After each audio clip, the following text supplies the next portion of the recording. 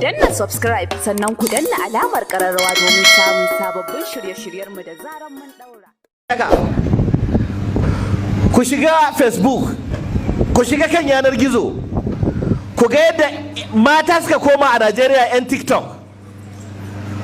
Ku je ku ga irin fitsara da ɓannar da ake aikatawa.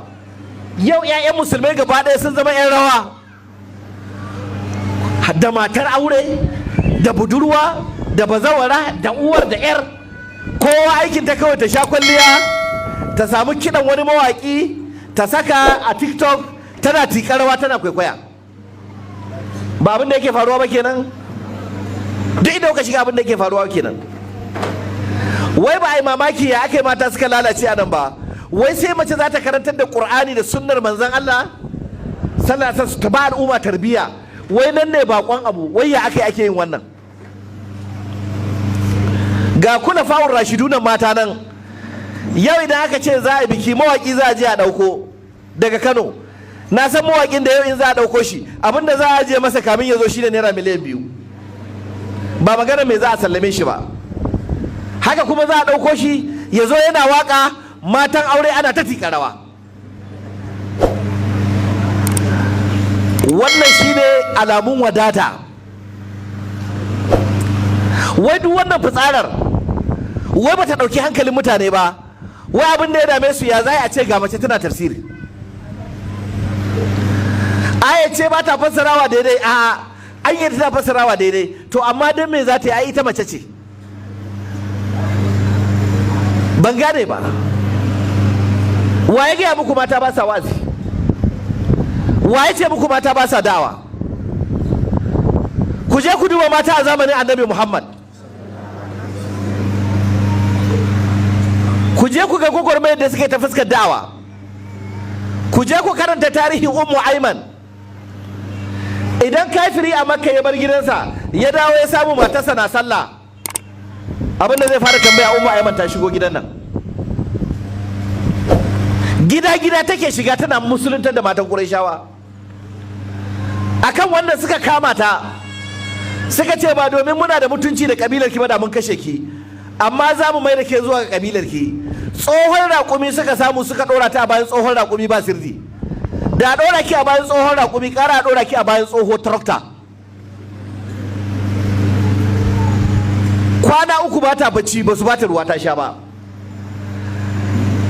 Da daddare za su yi tafiya ba dama ta yi bacci. In gari ya waye rana ta ɗaga ta yi zafi sai su ɗaure ta a tsakiyar rana su kuma su koma inuwa su kama bacci. Rana ta rinka dukanta tana zufa sai da ta zama dehydrated. Kun san me ya faru? Rannan suna bacci idanunta a rufe ba ta gani saboda bala'in wahala da yunwa. Kawai sai ta ji kamar wata guga tana taba mata kai mai sanyi. Ta dan buɗe idanta, daga wanda za ta yi sai ta ga guga ce ta ruwa Allah ya zuro mata daga sararin samaniya. Wannan guga ta zo saitin bakinta, da ta kurbi ruwan kaɗan sai aka janye gugar. Bayan lokaci aka sake dawowa, ta kurba aka sake janyewa. Me yasa ake bata ruwan kaɗan-kaɗan? Kwana uku bata sha ruwa ba. In ta sha ruwa lokaci ne ta cika cikinta zai cutar da ita. Bayan ta sha ta ƙoshi aka zuba mata ruwan a jikinta. Idan kika kalle ta sai ki ɗauka an ɗaura mata drip leda 18. Ta warware ta murmure da aka kwarara mata ruwan sai mata garan bawul. Ta yi haske ta koma kamar wata 'yan budurwa a lokacin. Bayan sun farka suka ganta ga inda take jike da ruwa ga ta a daure, suka ce ɗan renin wayo, wato muna bacci kin kwace kanki kin ɗabi ruwanmu, kin gama harkokinki sannan ki dawo ki ce kin ɗaura kanki kar mu gane. Allah ya kama ki ga ruwan bai bushe ba. Ta ce ban taɓa ruwanku ba.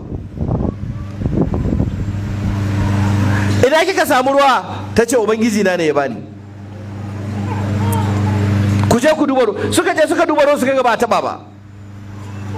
Suka ce ba shakka ba ruwanmu ba ne. Ubangiji ki kira daura nan ya kawo miki ruwa. Ta ce kwarai da gaske.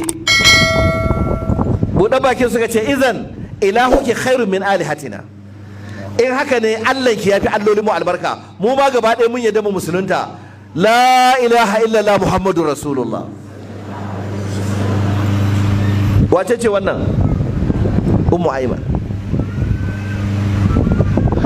Sulaimin ita ta yi wa Abu Dalha al-Ansari wa'azi ya musulunta. Sadakinta ta ce ya ce la ilaha illallah shine sadaki, kuma la ilaha illallah da ya faɗa shine sadakin Sulaimin. Sahabbai suka ce ba mu taɓa ganin sadaki mai albarkar sadakinta ba, laqad kana sadaqu hal islam, islam shine sadakinta.